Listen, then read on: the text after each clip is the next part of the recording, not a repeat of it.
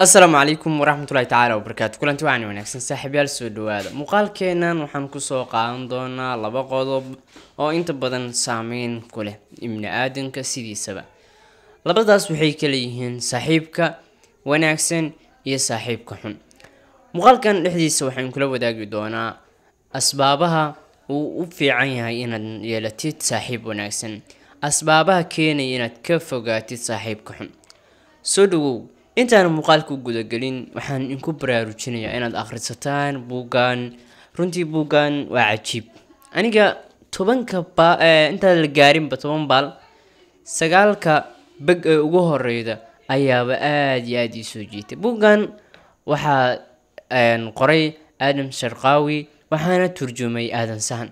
buugan magaciisu waxa weeyaan waan ku salaam saaxiib.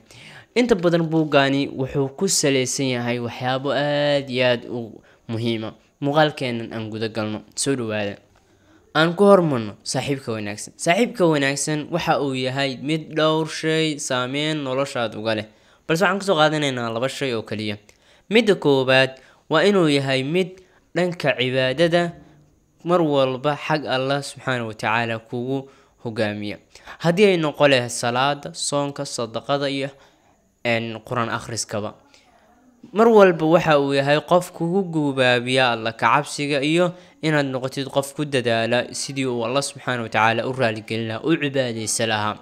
midda labaad waa inuu mar walba yahay qofku caqli celiya, garaadkiisana inta badan aan ka hakran, cilmigiisa ka hakran, maalkiisa ka hakran. saaxiib la'aan ma noolaa kartid. qof walbana wuxuu leeyahay saaxiib, ama ha xumaado ama ha wanaagsanaado. midka labaad oo ah saaxiibka xun.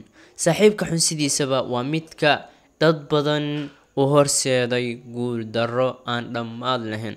waa midka u horseeday inay Allah subxaanahu wa ta'ala ku caasiyaan. waa midka u horseeday in noloshooda oo dhan ay noqoto mid aan hagaagsaneyn.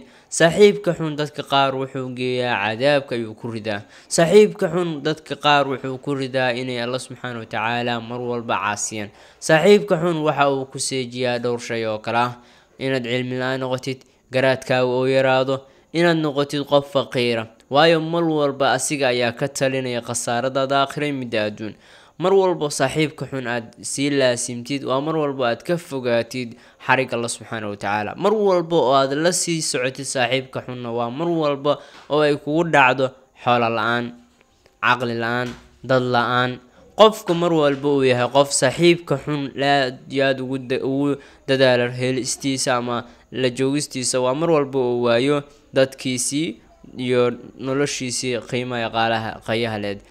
dadka saaxiibada xun ah waxaa ka mid ah dadka mar walba daroogada kugu casuumaya ama daroogada ku siinaya, sida jaadka, kaniiniga xun iyo sigaarka. dadkaasi oo mar walba agteeda la imaanaya ama mar walba ku dhaaya kaale la cun waa dadka ugu xun nolosha ee ha raacin ayaan ku leeyahay. qaadka mar walba xagiisa u sii badatid, ama sigaarka ama kaniiniga ama darooga oo dhan mar walba xagiisa u sii badatid waa mar walba aad dhibaato la kulantid.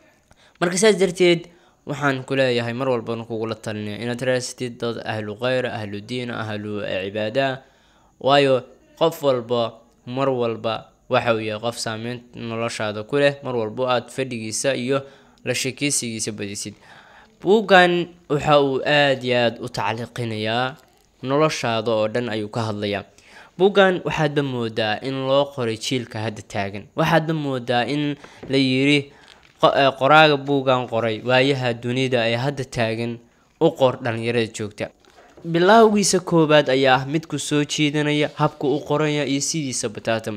saa darteed waxaan ku leeyahay anigu gado ama raadso sad u akhrisatid. anigu ma iibiyo buugaagta, mana lihi meel lagu iibiyo buugaagta, mana aqaano dad iibiyo buugaagta, balse waxaan ogahay buugan inuu adiga faa'iido badan ku leeyahay. runtii yarka turjumay waxaan leeyahay maasha Allah, wado fiican ayaad haydaa. waxaan haydaa wado aad iyo aad wanaagsan. buugaagtaadana aad bay u wacan yihiin, barnaamijyadiisana si kale markii loo fiirsana aad bay u wacan yihiin. mar kale saaxiibayaal waxaan leeyahay soo dhawaada.